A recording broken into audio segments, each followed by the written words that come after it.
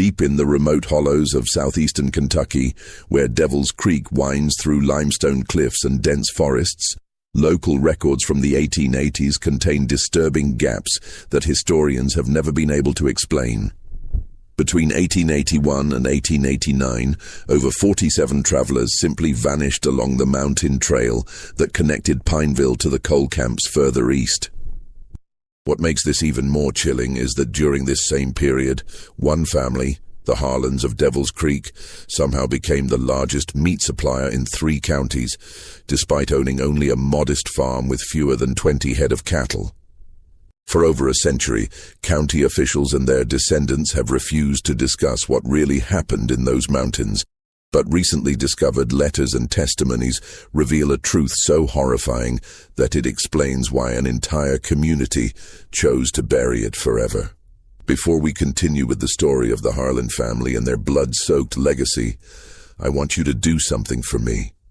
Hit that subscribe button and ring the notification bell, because stories like this one require deep research into historical archives that most people will never see.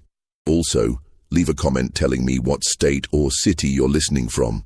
I love knowing where my audience discovers these forgotten American mysteries.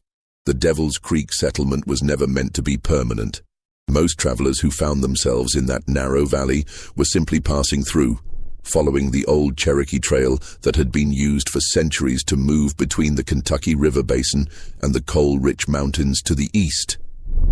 The year was 1879, and southeastern Kentucky was experiencing its first real taste of industrial prosperity. Coal had been discovered in massive quantities throughout the Cumberland Mountains, and suddenly, isolated communities that had survived on subsistence farming for generations found themselves at the center of an economic boom.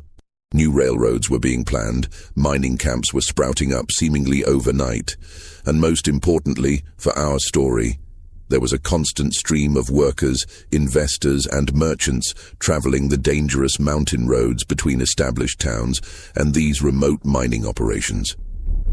Devil's Creek sat perfectly positioned along one of the most heavily traveled routes. The settlement consisted of no more than 8 families scattered across a valley floor that was barely 2 miles long and half a mile wide at its widest point.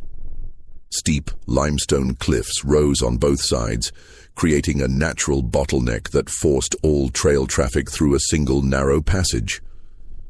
The creek itself was fed by several underground springs, keeping the water clear and cold even during the hottest Kentucky summers, making it a natural stopping point for travelers and their animals. At the head of this small community stood the Harlan family homestead, a weathered log structure that had been built sometime in the 1840s by patriarch Josiah Harlan, a Kentucky native who had moved his family deeper into the mountains after losing his original farm to creditors following a series of bad harvests. Josiah had died in 1878, leaving the property to his 3 sons. Ezekiel, the eldest, at 34, Caleb, 29, and Samuel, the youngest, at 26. The Harlan brothers were known throughout the region as skilled butchers and meat processors, a trade they had learned from their father, who had supplemented his farming income by processing livestock for other families in the area. Their reputation was built on efficiency and quality. They could break down a full-grown steer faster than any other butchers in 3 counties, and their cured meats and sausages were prized by merchants who transported goods along the mountain trails. What made the Harlans particularly successful was their understanding of the new economic reality. While other mountain families were struggling to adapt to the changing times, the Harlans recognized that the increasing traffic along the Devil's Creek Trail represented an opportunity. Miners, investors, and merchants traveling to and from the coal camps were willing to pay premium prices for quality meat, especially preserved goods that could survive long journeys through rough terrain. By 1880, the Harlans had constructed a sophisticated smokehouse and meat processing facility behind their main cabin, complete with multiple curing chambers and a cold storage area dug deep into the hillside. Their operation was impressive enough that merchants from as far away as Lexington had begun placing regular orders for their products. particularly their renowned mountain sausage and dried beef, which seemed to have a unique flavor that customers couldn't find anywhere else. Ezekiel, the eldest brother, handled the business operations and customer relations. He was a tall, lean man with piercing gray eyes and a carefully maintained beard that gave him an air of respectability when dealing with the merchants and mining company representatives who frequented their establishment. Caleb managed the actual meat processing and preservation, applying techniques that he claimed to have learned from German immigrants who had settled briefly in the area before moving on to the coal camps. Samuel, despite being the youngest, was considered the most skilled with a knife, capable of butchering and preparing an animal with surgical precision. The brothers had never married, which was somewhat unusual for men of their age in that time and place. But they explained this by saying they were too focused on building their business to support families. They lived together in the family homestead, maintaining a routine that had them up before dawn each day to tend to their livestock and processing operations. Their closest neighbors, the Whitfield family, lived about half a mile down the creek. Thomas Whitfield and his wife Martha had 4 children and operated a small general store that served the other families in the valley as well as passing travelers. Thomas often remarked to his wife that he couldn't understand how the Harlans managed to process so much meat with such a small herd of cattle, but he attributed it to their superior business connections and assumed they were purchasing livestock from farms outside the valley. The other families in Devil's Creek, the Rowlands, the Napiers, the Combs, and others, were primarily subsistence farmers who supplemented their income by providing services to travelers: fresh water, feed for horses, simple repairs, and occasionally overnight lodging. They viewed the Harlans with a mixture of respect and envy, appreciating the prosperity the meat business had brought to their isolated community, while sometimes wondering why the brothers were so secretive about their supplier relationships. By the spring of 1881, the Harlan operation had become so successful that they were processing meat almost continuously.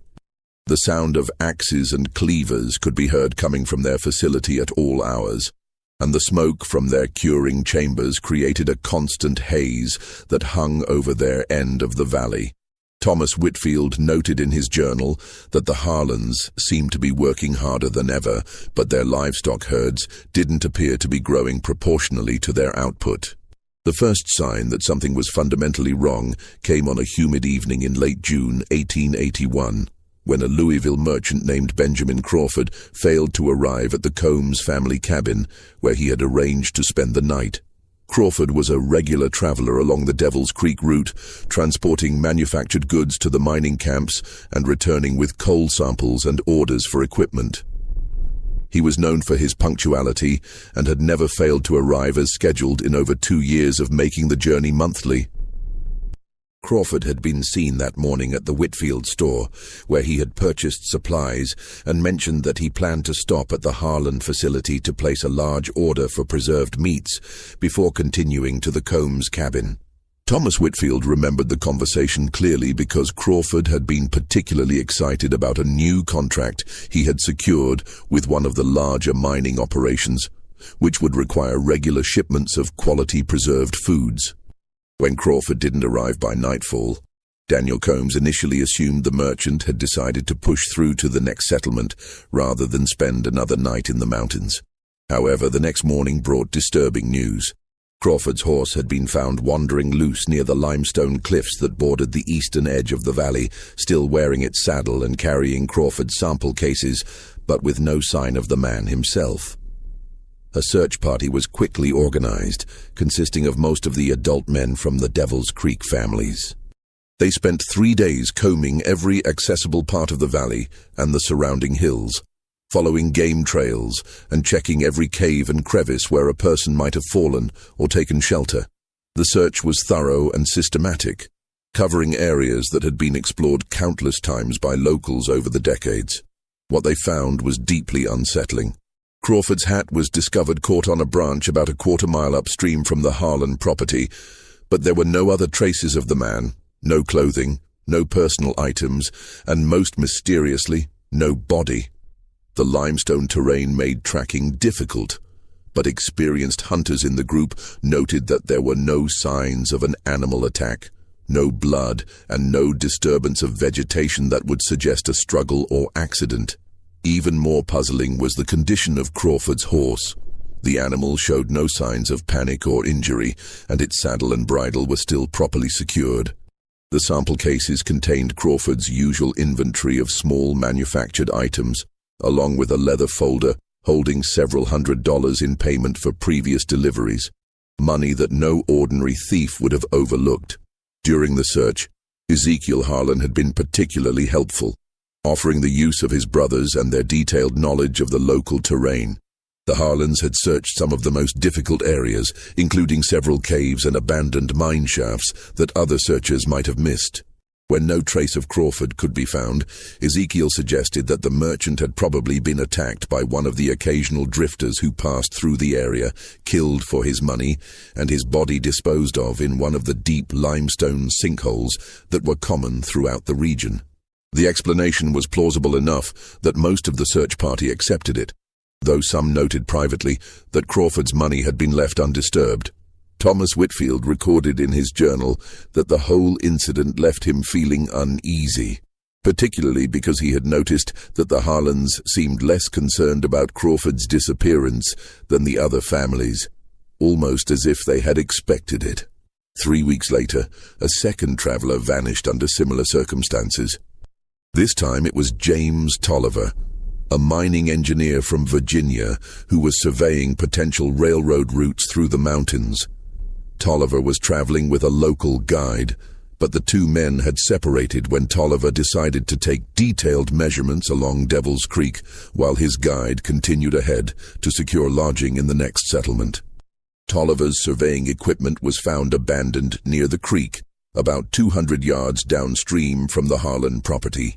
His horse was discovered the next morning, grazing peacefully in a meadow with its reins dragging and its saddlebags intact. Like Crawford, Tolliver had simply vanished without leaving any trace of violence or struggle. This second disappearance created genuine fear among the Devil's Creek families.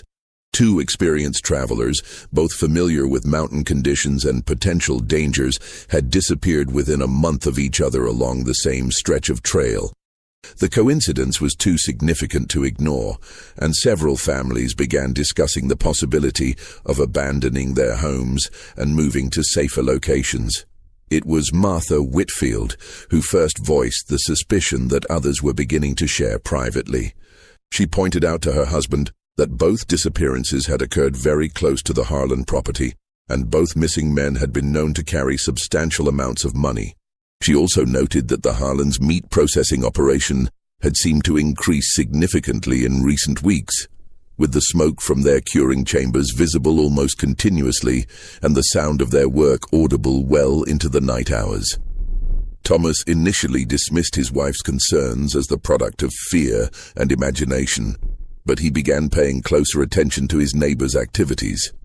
What he observed over the following weeks would haunt him for the rest of his life, and ultimately provide the key evidence that would expose one of the most brutal family operations in American frontier history. Thomas Whitfield was not an educated man in the formal sense, but 43 years of mountain living had given him the kind of practical intelligence that kept families alive in harsh environments.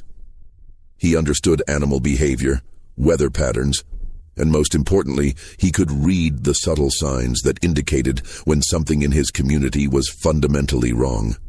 The pattern he began to notice was subtle but consistent. Every few weeks a traveler would stop at the Harlan facility to purchase meat or arrange for future deliveries. Most of these visits were routine business transactions, but occasionally a traveler would arrive who was obviously carrying substantial money or valuable goods. These individuals, merchants, mining company representatives, investors, and engineers, would conduct their business with the Harlans and then simply disappear somewhere along the trail leading away from Devil's Creek. What made Thomas's observations particularly disturbing was the timing. He began keeping detailed notes in his journal, recording the dates and times when travelers stopped at various locations in the valley. The pattern that emerged was chilling. Travelers who conducted significant business with the Harlans had a much higher rate of disappearance than those who simply passed through or stopped at other locations. By the fall of 1881, Thomas had documented 7 disappearances that followed this pattern. In each case, the missing person had been seen conducting business at the Harlan facility within hours of their disappearance. In each case, valuable goods or money had been left behind, ruling out simple robbery as a motive. And in each case, the Harlans had been among the most helpful participants in the subsequent search efforts, often suggesting that the missing persons had probably fallen victim to the various natural hazards that existed throughout the mountain region. Thomas's suspicions were further reinforced by changes he observed in the Harlans' operation. Their meat processing activities had increased dramatically, but their livestock herds remained essentially unchanged. When he mentioned this discrepancy to Ezekiel during a casual conversation, the eldest Harlan brother explained that they had developed relationships with cattle dealers from outside the region who delivered livestock directly to their facility for immediate processing, bypassing the local markets to ensure better prices and fresher meat. The explanation was reasonable, but Thomas realized he had never seen any evidence of these cattle deliveries. The trail leading to the Harlan facility was visible from several locations around the valley, and moving livestock along mountain paths was a noisy, time-consuming process that would be difficult to conceal from neighbors. Yet Thomas could not recall ever seeing or hearing cattle being driven to the Harlan property, despite the obvious increase in their processing activities. More disturbing were the changes in the Harlans themselves. The 3 brothers, who had always been somewhat aloof but generally pleasant in their dealings with neighbors, became increasingly secretive and suspicious. They began discouraging casual visits to their property, claiming that their expanded business operations required strict schedules that couldn't accommodate social interruptions. They also started working primarily during nighttime hours, explaining that the cooler temperatures were better for meat processing and preservation. Thomas noted that the brothers' physical appearance was also changing. All 3 men seemed to be gaining weight, despite the physically demanding nature of their work, and their clothing and equipment were obviously of higher quality than what their previous income would have supported.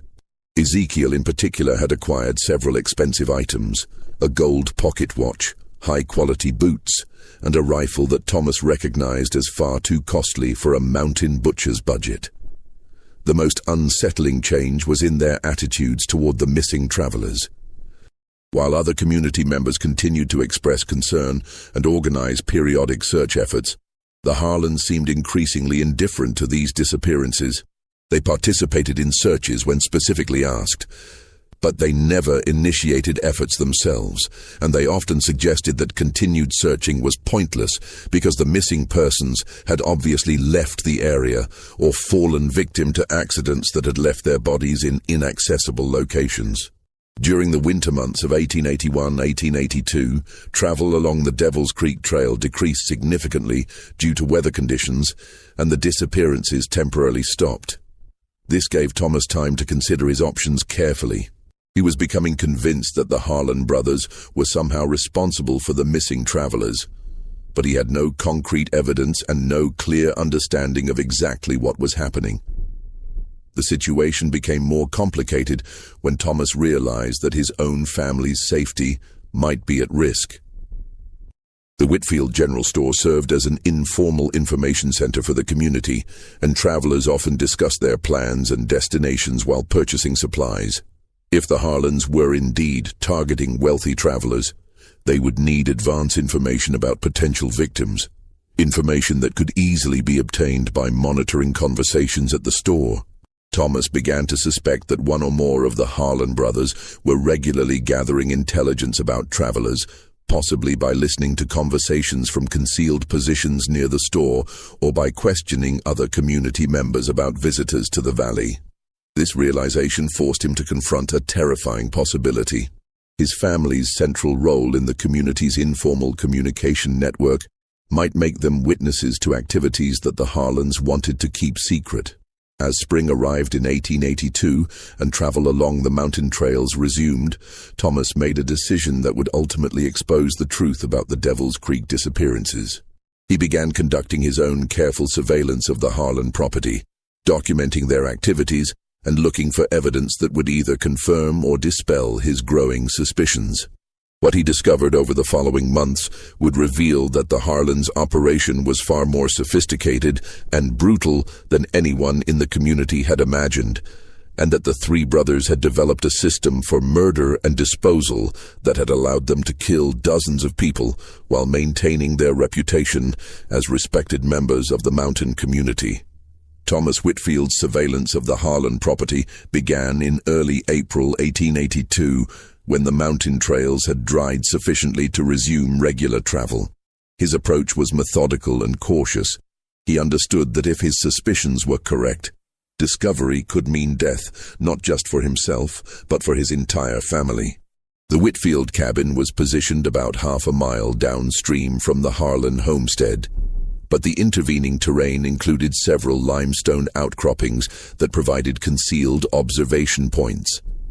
Thomas began spending his early morning hours hidden among these rocks, using a spyglass that had belonged to his father during the Civil War to observe activities around the Harlan facility. What he witnessed during those first few weeks of observation established patterns that would prove crucial to understanding the brothers' operation. The Harlans maintained a strict routine. Ezekiel would spend his mornings near the main trail, ostensibly tending to routine farm tasks, but actually in a position to observe all travelers passing through the valley.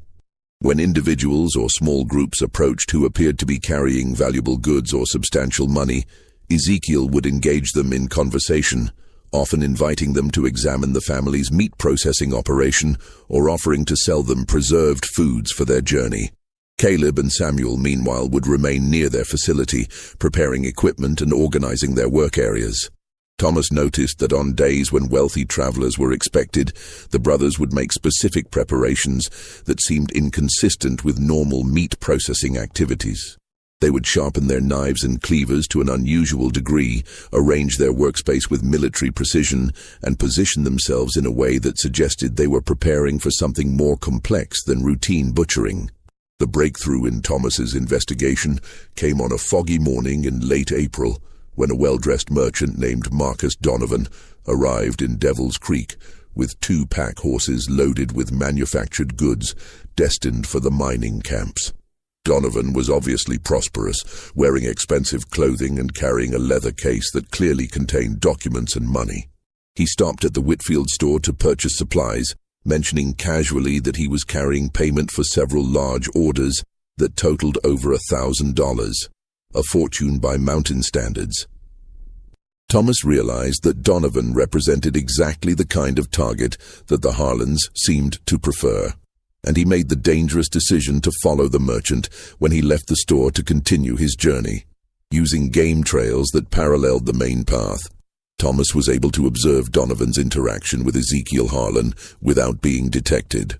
The conversation appeared friendly and routine at first.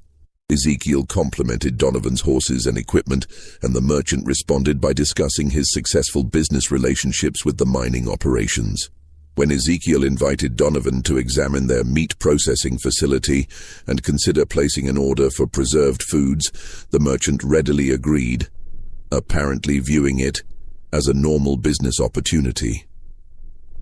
What happened next convinced Thomas that his worst suspicions were correct, but also revealed the sophisticated nature of the Harlan's operation. Instead of leading Donovan directly to their main processing area, Ezekiel guided him toward a separate building that Thomas had previously assumed was used for equipment storage. This structure was positioned behind the main facility, partially concealed by trees and not visible from the main trail. From his concealed position, Thomas could see that this secondary building contained what appeared to be a specialized workspace with heavy wooden tables, metal hooks suspended from ceiling beams, and large containers that seemed designed for holding liquids. The setup was similar to their main butchering facility, but more elaborate and obviously designed for processing larger quantities of material. Ezekiel's demeanor changed as soon as he and Donovan entered this building. The friendly, businesslike attitude was replaced by something cold and predatory. Thomas saw Ezekiel signal toward the main facility, and within moments, Caleb and Samuel appeared, moving with the quick, coordinated efficiency of men who had performed the same actions many times before. Donovan realized his danger too late. The merchant attempted to back toward the door, but Samuel had positioned himself to block any escape route. When Donovan tried to call for help, Caleb struck him in the head with a heavy wooden mallet, dropping the man instantly to the floor. What followed was a demonstration of systematic brutality that Thomas would never be able to forget. The three brothers worked with mechanical precision, stripping Donovan of his clothing and valuables before beginning the process of butchering his body with the same techniques they used on livestock. They worked quickly and efficiently, displaying skills that could only have been developed through extensive practice. Thomas watched in horrified fascination as the Harlans systematically dismantled Donovan's corpse, separating different types of tissue and bone with surgical precision. They saved certain cuts of meat, which they treated with the same preservation techniques they used for their regular products. Other portions were fed into a large grinding mechanism that reduced organic material to a consistency that could be easily disposed of. The bones were broken down and placed in containers filled with what appeared to be lye or another caustic solution, which would dissolve them completely within a few days. Clothing and personal items were sorted carefully. Valuable materials were set aside for later use or sale, while items that could be traced to the victim were prepared for destruction. The entire process took less than 3 hours, and by the end of it, Marcus Donovan had been completely transformed into products that would be sold to unsuspecting customers throughout the region or disposed of in ways that left no trace of their human origin. The Harlans cleaned their workspace thoroughly, using techniques that eliminated all evidence of what had occurred. Thomas remained in his concealed position until well after dark, watching as the brothers completed their cleanup and returned to their normal routines. By the time he made his way back to his own cabin, he was physically ill from what he had witnessed, but he was also in possession of information that could expose the Harlans' crimes and potentially save future victims. However, Thomas also realized that his situation was extremely dangerous. He was now the only living person outside the Harlan family who knew the truth about their operation, and the brothers had demonstrated that they were willing and capable of murdering anyone who threatened their activities. Any attempt to expose them would require careful planning and support from law enforcement agencies that were located far from Devil's Creek and might not believe such an extraordinary story. Thomas Whitfield spent the following 3 days in a state of paralyzing indecision. The knowledge of what he had witnessed created an almost unbearable psychological burden, but he understood that any precipitous action could result in the deaths of his wife and children, as well as himself. The Harlans had killed dozens of people over the course of nearly 2 years, and they had developed their murderous system to a level of efficiency that suggested they would not hesitate to eliminate any threat to their operation. The immediate problem Thomas faced was maintaining normal behavior while living in close proximity to 3 serial killers who were continuing their activities. Every interaction with the Harlan brothers became a test of his ability to conceal his knowledge, and every day brought the possibility that his surveillance might be discovered or that his changed behavior might arouse suspicion. The situation became even more complicated when Thomas realized that the Harlans' operation was accelerating. During the first week of May 1882, 3 more travelers disappeared under circumstances that followed the now familiar pattern. A mining engineer from Tennessee, a cattle buyer from Virginia, and a merchant carrying goods to the coal camps all vanished after being seen in conversation with Ezekiel Harlan near their facility. Thomas documented each disappearance in his journal, creating a detailed record that he hoped might eventually serve as evidence, but he was becoming increasingly desperate to find a way to stop the killings without putting his own family at risk. His wife Martha had begun to notice his changed behavior and increased anxiety, and she pressed him repeatedly for an explanation of what was troubling him. The crisis point came on May 15th when a U.S. Marshal named William Patterson arrived in Devil's Creek as part of an investigation into the increasing number of missing persons reports along the mountain trails. Patterson was an experienced law enforcement officer who had been assigned to determine whether the disappearances represented a coordinated criminal operation or simply the normal hazards of mountain travel during a period of increased traffic. Patterson's arrival created both an opportunity and a deadly threat. Thomas realized that this might be his only chance to expose the Harlan's crimes to someone with the authority and resources to take effective action. However, he also understood that the Marshal's investigation would inevitably lead him to question the Harlan brothers, and their response to official scrutiny was impossible to predict. Thomas made the decision to approach Patterson privately, but before he could arrange a meeting, he discovered that Ezekiel Harlan had already made contact with the Marshal.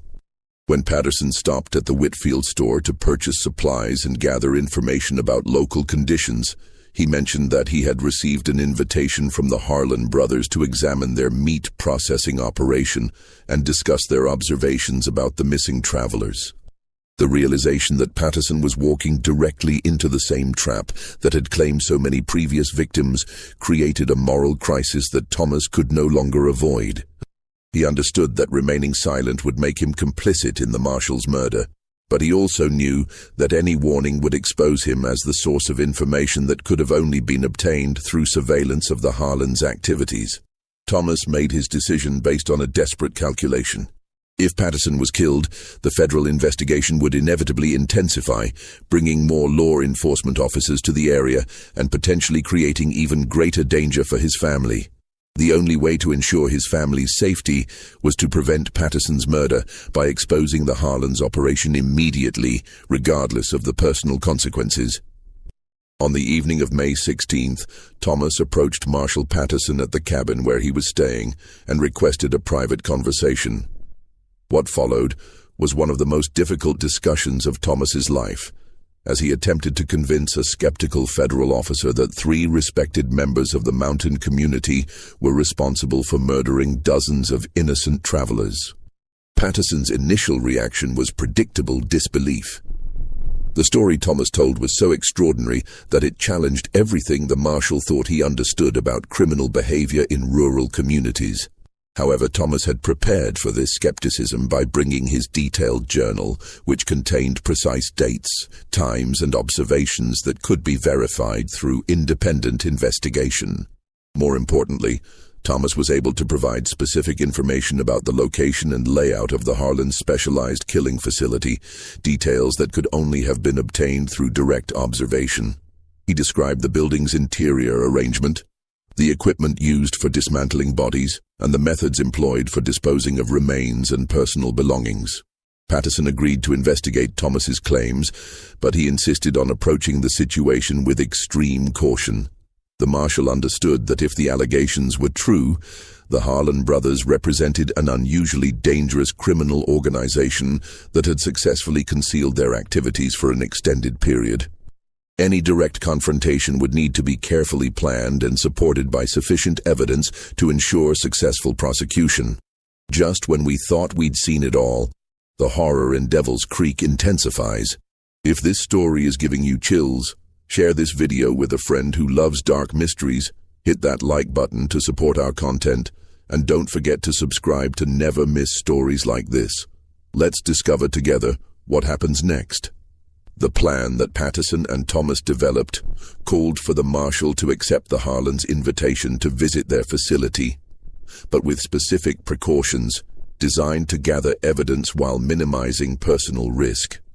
Thomas would maintain surveillance from his concealed observation point, prepared to ride immediately for the nearest telegraph station if Patterson failed to emerge from the Harlan facility within a predetermined time limit. However, their plan was complicated by the arrival of another potential victim. On the morning of May 17th, a wealthy investor named Charles Pemberton rode into Devil's Creek, accompanied by a pack horse loaded with surveying equipment and a leather case that obviously contained substantial funds. Pemberton was traveling to the mining camps to evaluate potential investment opportunities, and he carried authorization letters from several Eastern banking firms. Thomas realized that Pemberton represented exactly the kind of high-value target that the Harlans preferred, and that his arrival might accelerate their timeline in unpredictable ways. The situation had become a deadly race between Patterson's investigation and the Harlans' murderous routine, with multiple lives hanging in the balance and no guarantee that law enforcement would be able to act quickly enough to prevent additional killings. Marshal Patterson's decision to proceed with his investigation of the Harlan facility on the morning of May 18, 1882, was based on a calculated assessment that the risk of inaction outweighed the dangers of direct confrontation. Thomas Whitfield had provided too much specific detail for his story to be dismissed, and the federal investigation had already documented enough missing persons cases to establish a clear pattern of criminal activity. Patterson's approach was methodical and professional. He arrived at the Harlan homestead at mid-morning, accepting Ezekiel's invitation to tour their meat processing operation while maintaining the pretense of a routine investigation into local conditions. However, the marshal had taken several precautions that the Harlans were unaware of. He had left detailed notes about his planned activities with his supervisor. He carried additional weapons concealed in his clothing, and he had arranged for Thomas Whitfield to raise an alarm if he failed to return by a specified time. From his concealed observation point, Thomas watched as Patterson and Ezekiel walked toward the main processing facility, engaged in what appeared to be casual conversation. The marshal's demeanor was relaxed and professional, giving no indication that he suspected the Harlans of any wrongdoing. Ezekiel, meanwhile, seemed to be following his normal routine for evaluating potential victims, asking questions about Patterson's background and travel plans. The critical moment came when Ezekiel attempted to guide Patterson toward the secondary building where Thomas had witnessed Marcus Donovan's murder. However, Patterson's law enforcement experience had made him naturally cautious about entering unfamiliar enclosed spaces, and he politely declined the invitation, suggesting instead that they continue their conversation in the open area near the main facility. This deviation from their normal routine seemed to alarm Ezekiel, who exchanged meaningful glances with his brothers as they emerged from the main building. Thomas could see the tension building as the Harlans realized that Patterson was not following the pattern that had made their previous victim so easy to control. The situation deteriorated rapidly when Patterson began asking specific questions about the Harlans' supplier relationships and business records. The marshal's training had taught him to look for inconsistencies in suspects' stories, and the discrepancies in the Harlans' explanations for their increased processing activities became obvious under direct questioning. When Patterson requested to examine their business ledgers and correspondence with livestock suppliers, Caleb Harlan made a subtle gesture that Thomas recognized as a signal for violence.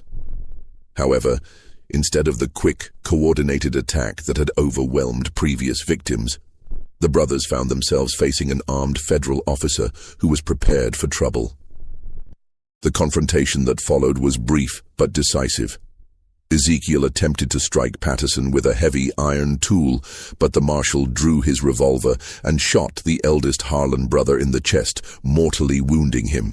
Samuel tried to attack from behind, but Patterson had positioned himself carefully and was able to turn and fire a second shot that dropped the youngest brother immediately.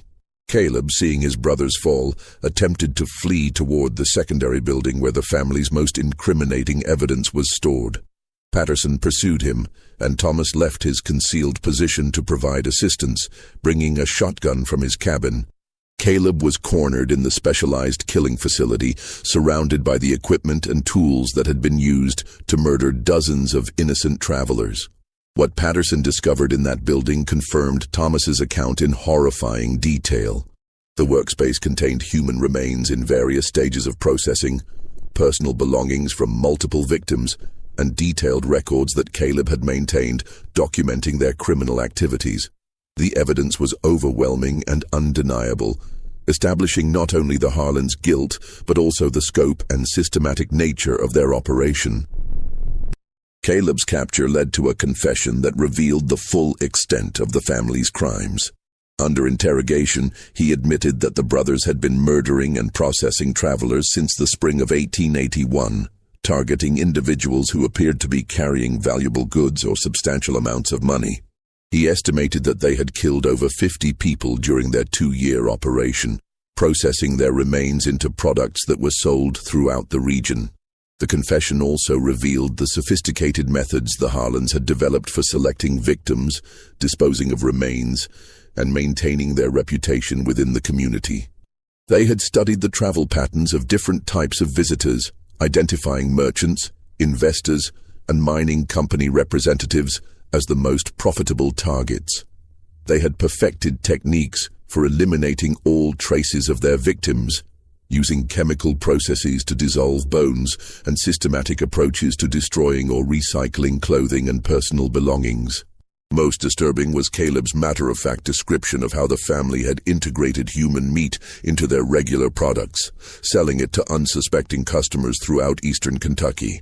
He claimed that their special blend sausages and cured meats had developed such a reputation for quality that they had customers who traveled significant distances specifically to purchase Harlan products. The revelation that hundreds of people had unknowingly consumed human flesh created a wave of revulsion that extended far beyond the immediate community. News of the Harlan family's crimes spread rapidly through the mountain regions and eventually reached newspapers in Louisville, Lexington, and other major cities. The story became one of the most sensational criminal cases in Kentucky history, generating headlines across the country and establishing the Devil's Creek murders as one of the most horrific examples of serial killing in 19th-century America. The aftermath of the Harlan family's exposure brought profound changes to Devil's Creek and the surrounding mountain communities. Caleb Harlan was transported to the county seat for trial, where he faced charges of multiple counts of murder, conspiracy, and desecration of human remains. His confession provided prosecutors with detailed evidence of crimes that had been committed over a 2-year period. But the full scope of the family's activities would never be completely documented due to the thoroughness with which they had destroyed evidence. Caleb's trial became a sensation that attracted attention from across Kentucky and neighboring states. Newspaper reporters traveled to the remote mountain community to document the story, creating the first detailed press coverage that Devil's Creek had ever received. The testimony revealed not only the brutal nature of the Harlan's crimes, but also the sophisticated methods they had employed to avoid detection for such an extended period. The evidence presented during the trial included the specialized equipment found in the Harlan's killing facility, personal belongings recovered from dozens of victims, and business records that documented the sale of human-derived products throughout the region.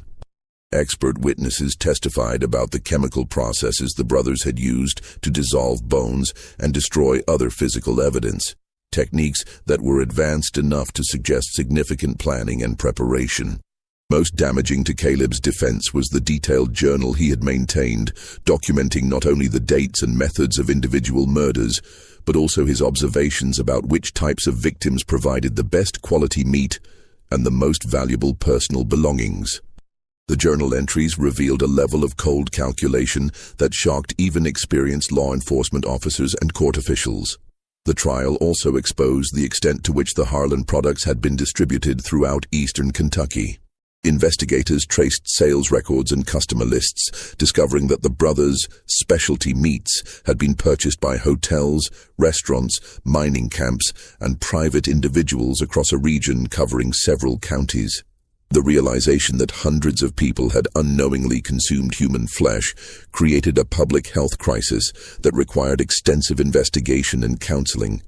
Thomas Whitfield's testimony was crucial to the prosecution's case, providing the only eyewitness account of the Harlan's methods and the systematic nature of their operation. His detailed surveillance records and journal entries established a timeline that correlated with missing persons reports from across the region. However, his role in exposing the crimes also made him and his family targets for revenge from those who had sympathized with the Harlans or who blamed him for bringing unwanted attention to their isolated community. The psychological impact on the Devil's Creek community was devastating, and long-lasting. Families who had lived peacefully as neighbors for decades discovered that they had been unknowingly sharing their valley with serial killers who had viewed them as potential sources of information about profitable victims. The trust and social cohesion that had characterized the mountain community was permanently shattered. Several families, including the Whitfields, chose to abandon their homes and relocate to other areas rather than continue living in a place associated with such horrific crimes. The Harlan property was seized by the county and eventually destroyed, but the specialized killing facility was preserved temporarily as evidence for potential appeals or related prosecutions. Caleb Harlan was convicted on multiple counts of murder and sentenced to death by hanging. However, he died in his jail cell before the sentence could be carried out, apparently from a heart condition that had been worsened by the stress of imprisonment and trial. His death eliminated any possibility of recovering additional information about victims who had not been identified or about other potential accomplices who might have assisted the family's operation. The broader investigation revealed connections between the Harlan crimes and similar disappearances in other parts of Appalachia, suggesting that the brothers might have been part of a larger network of criminals who preyed on travelers along mountain routes. However, these connections were never fully explored due to the limited resources available to law enforcement agencies in remote areas and the difficulty of coordinating investigations across state and county boundaries. Marshal Patterson received commendation for his role in exposing the Harlan operation, but he also requested transfer to a different assignment, stating that the psychological impact of the case had affected his ability to work effectively in mountain communities. His official report became a model for investigating organized criminal activities in isolated rural areas, and his methods were studied by law enforcement agencies throughout the country. The Devil's Creek murders had lasting effects on travel and commerce throughout the eastern Kentucky mountains. Merchants and other travelers became much more cautious about stopping at isolated facilities or accepting invitations from strangers, regardless of how respectable they appeared. The incident contributed to demands for improved law enforcement presence in remote areas and better communication systems that could coordinate responses to criminal activities across jurisdictional boundaries. Perhaps most significantly, the case established precedents for prosecuting crimes that involved the systematic processing and distribution of human remains. The legal challenges presented by the Harlan's operation required courts to address questions about evidence preservation, victim identification, and public health protection that had rarely been encountered in American criminal law. The economic impact on the region was also substantial. The revelation that human meat had been sold as livestock products created lasting suspicion about the authenticity of meat products from mountain suppliers, damaging the reputation of legitimate businesses throughout eastern Kentucky. Several meat processing operations were forced to close permanently due to customer concerns, and it took decades for the regional food industry to recover fully from the scandal. Local folklore and oral traditions preserved stories about the Harlan family crimes for generations, though these accounts often became exaggerated or distorted over time. Some versions of the story included supernatural elements or suggested that the brothers possessed unusual abilities that explained their success in avoiding detection. However, the official records and court testimony make clear that their operation succeeded through careful planning, systematic execution, and the isolation of their mountain location rather than any extraordinary capabilities. The abandoned sites associated with the Harlan operation became local landmarks that were generally avoided by residents and visitors alike. The area where their homestead had stood remained empty for decades, and few people were willing to settle or work in that part of the valley.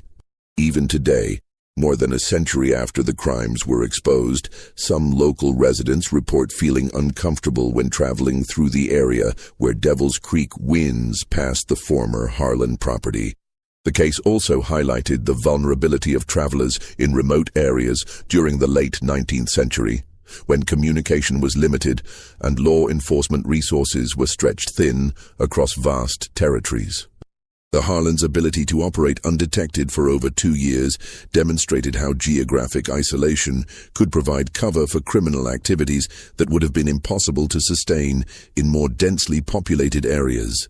Modern criminologists and historians who have studied the Devil's Creek murders consider them significant not only for their scale and brutality, but also for the methodical approach the perpetrators employed.